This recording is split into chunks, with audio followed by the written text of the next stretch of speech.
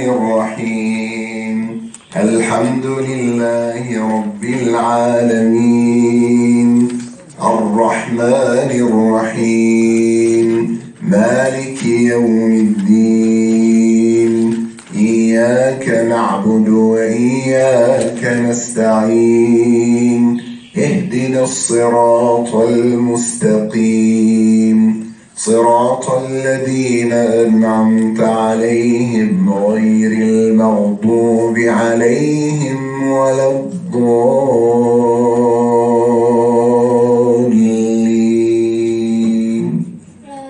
احنا قرأناها بس عشان بشير كان بيقول لي انت غلطت فيها الصراحة. انت قلت ملكي وقلت زراطة انا قلتها لك زي ما انت عارفها هي بشير.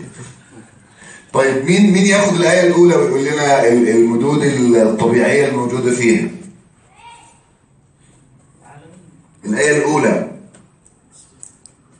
الأولى كده احنا وقعنا في خطأ كبير. الآية الأولى من سورة الفاتحة بسم الله الرحمن الرحيم.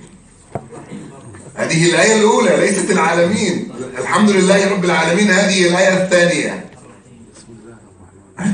يبقى الآية الأولى في سورة الفاتحة بسم الله الرحمن الرحيم. حينما تنظر إليها تجدهم هنا 7 مثاني. أما إذا بدأت من أول الحمد لله رب العالمين تصبح الفاتحة 6 آيات. العجيب أن المدنيين لا يعدون البسملة آية في سورة الفاتحة. كيف هذا؟ تكون الفاتحة عندهم 6 آيات؟ قالوا لا، الفاتحة ليست 6 آيات. علماء العد قالوا أن العد المدني يقف عند صراط الذين أنعمت عليهم.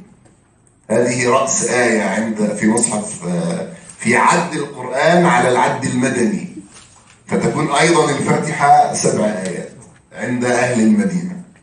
طيب أول آية يا أخوانا البسملة، الأحرف المد الطبيعي اللي فيها. الرحمن هذا مد طبيعي، والرحيم مد طبيعي. آخر كلام تمام. الرحمن ده مد طبيعي، ولفظ الجلالة في مد طبيعي. لا الرحمن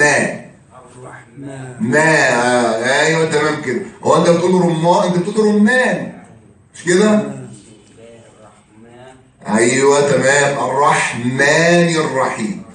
طيب الرحمن ده مد طبيعي، طب الرحيم مد طبيعي؟ مد طبيعي يا باشمهندس يا دكتور؟ عند الوقف عليه بقى مد عرض للسكون، عند وصله مد طبيعي. لسه ما اتكلمناش عن المد العرض للسكون. يبقى كل مدود كل الكلمات الأخيرة في سورة الفاتحة فيها مد عرض للسكون. هنتكلم عنه المرة القادمة إن شاء الله. طيب الآية التي بعدها الحمد لله رب العالمين. رب العالمين لفظ الجلالة لا الألف الأولى فيها مد طبيعي. تمام، ما تزيدش بقى، يعني أحد القراء المشاهير بيزيد في العالمين مش عارف ليه، مع إن هي مد طبيعي في العاء حتى الأولى يعني. أيضا الرحمن مد طبيعي، مالكي مد طبيعي، يوم مد طبيعي. يوم لا، يوم ما فيها مد طبيعي. لا هي فيها، سنتكلم بعد ذلك، انما ما فيها مد طبيعي. ليه؟ لانه الاجابه سهله. الياء مفتوحه، احنا قلنا الياء بتكون بدون حركه في المد الطبيعي، والواو ساكنه، قلنا الواو ايضا تكون بدون حركه في المد الطبيعي. يبقى يوم ليست مد طبيعي. الدين فيها مد طبيعي، مد عرض للسكون بس اخر شيء. مد عرض للسكون. إياك الألف فيها مد طبيعي، وإياك أيضا الألف الثانية. إياك نعبد وإياك نستعين. تمام. اهدنا الصراط، أين ذهبت ألف اهدنا؟ راحت فين؟ فين المد الطبيعي بتاعها؟ فين الحركتين؟ مش ده مد طبيعي؟ مش الألف قبلها النون مفتوحة؟ معايا يا اخوانا؟ طب ليه انا بقول اهدنا الصراط بنطق النون وبنطق بعدها على طول الصاد؟ بعديها ساكن.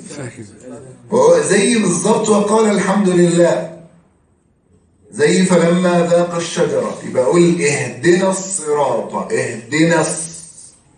بنطق النون وبعدين بنطق الصاد المشددة، اهدنا الصراط المستقيم.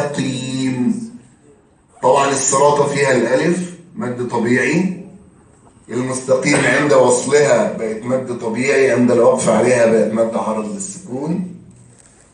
طبعا صراط عندك الذين، الذال مكسورة بعدها الياء وبعد الياء النون مفتوحة، وانا كده كده بوصل كلمة الذين عند الوقف عليها بقت مد ايه؟ عرض السكون، انما عند وصلها مد طبيعي. أنعمت عليهم غير المغضوب، الضاد مضمومة بعدها الواو ساكنة يعني بدون حركة، بعدها الباء مكسورة متحركة، يبقى تحققت كل شروط المد الطبيعي. عليهم ولا الضالين.